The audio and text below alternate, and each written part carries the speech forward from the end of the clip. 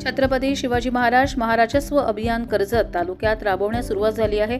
या अभियानाच्या निमित्ताने कर्जत तालुक्यातील चिंचवली महसूल मंडळ क्षेत्रात राबवण्यात आलेल्या अभियानाला मोठा प्रतिसाद मिळाला।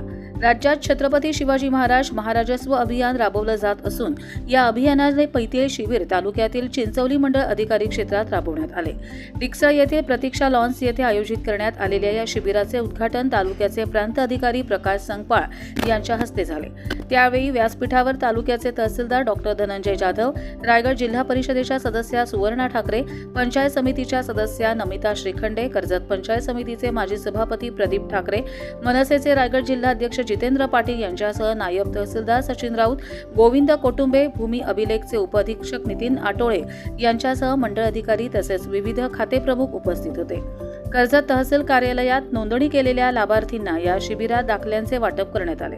त्यात जातीचे दाखले, उत्पन्नाचे दाखले, संजय गांधी निराधार योजना, आधार कार्ड दुरुस्ती, मतदान ओळखपत्र दुरुस्ती, 7/12 दुरुस्ती, फेरफार तसेच वारस नोंदी, जिवंत 7/12, अकृषक तरतूदबाबत सुधारणा, लक्ष्मी मुक्ती योजना अंतर्गत स्त्रियांचा मालकी हक्क 7/12 नोंदणी यांच्या लाभार्थींना रेशन कार्ड तसेच विविध दाखल्यांचे वाटप करण्यात आले।